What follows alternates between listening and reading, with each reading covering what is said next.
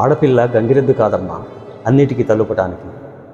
నా కోసమో మీ అమ్మ కోసమో వాళ్ళు చెప్పారోనో వీళ్ళు చెప్పారోనో ఈ పెళ్ళికి ఒప్పుకోవు. సంబంధం నీకు అన్ని విధాలా నచ్చితేనే పెళ్ళి, బలవంతం ఏం లేదు. అది ఎంత గొప్ప సంబంధం అయినా వద్దు, నీ ఇష్టమే మా ఇష్టం. ఆడపిల్ల పెళ్ళంటే ఖర్చుతో కూడుకున్నదమ్మా, తెలుసు. ప్రతి తేనె చుక్కను దాచిపెట్టే తేనెటీగలమ్మ తల్లిదండ్రులు.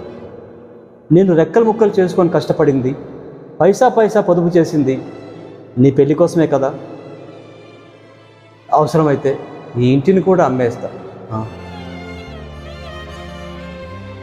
అన్నీ ఇచ్చేస్తే, అన్నీ ఖర్చు చేస్తే, ఉన్న ఒక్కగానొక్క ఈ ఇంటిని అమ్మేస్తే ఇక నీకేం మిగులుతుంది?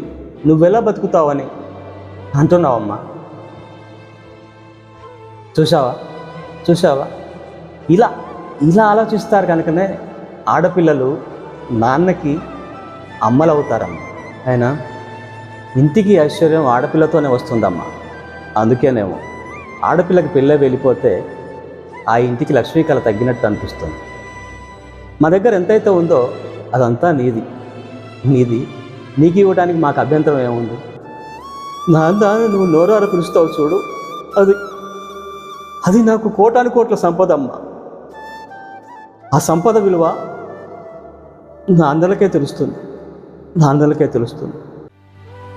రేయ్, చెల్లి పెళ్ళికి ఇంకా 4 రోజులే ఉంది. నువ్వు జాగ్రత్తగా ఉండాలి. ఇది అక్రమం, ఇది అన్యాయం అని ఆవేశం తగ్గించుకో. దోస్తులు ఆ గొడవలు తగ్గించుకో. ముఖ్యంగా నీ దుష్ప్రవర్తన మానుకో. అలజడులు ఆందోళన హీరోయిజం కాదు, శాంతిని నెలకొల్పటం, సౌమ్యంగా ఉండటం హీరోయిజం. ఇకనైనా పొలైట్గా ఉండటం నేర్చుకో. ఎందుకంటే మన ఇంటి పిల్ల ఇంకో ఇంటికి వెళ్ళబోతుంది. నీ యాటిట్యూడ్ తనకు సమస్య కాకూడదు.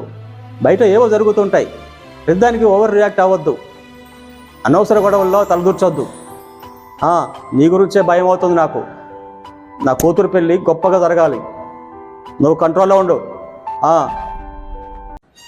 ఇదిగో, నేను మధ్యాహ్నం వేసుకునే ట్యాబ్లెట్లు ఏంటో, రాత్రి వేసుకునే ట్యాబ్లెట్లు ఏంటో అమ్మాయిని అడిగి తెలుసుకో. తను ఎప్పుడు మనతో ఉంటుందా ఏంటి?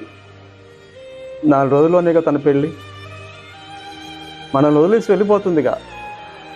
అప్పుడు నాన్న ట్యాబ్లెట్లు వేసుకో అని టైం టు టైం ఎవరు గుర్తు చేస్తారు? అందుకే తనని అడిగి మొత్తం తెలుసుకో, కాగితం మీద రాసుకో.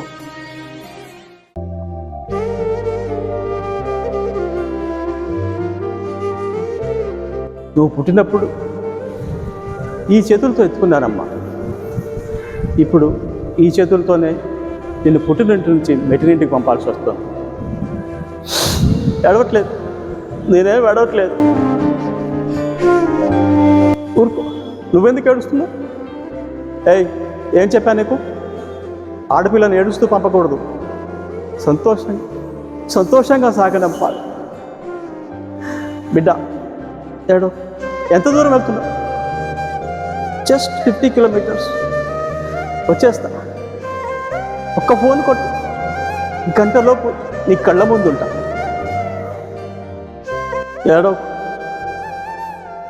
నువ్వు వెళ్తున్నావంటే నా గుండె తరుక్కుపోతుంది, తట్టుకోలేకపోతుంది. అయినా నేను ఏడుస్తున్నానా? ఒక్క విషయం గుర్తుంచుకో అమ్మా. రాత్రి అయితే ఈ ఇంటి తలుపులు మూసుకోవచ్చు, కానీ ఈ నాన్న గుండె తలుపులు మాత్రం నీకోసం చూడు. దేవుడా, నువ్వు గుళ్ళో కాదు, నా బిడ్డ అడుగు అడుగునా తోడుండాలి.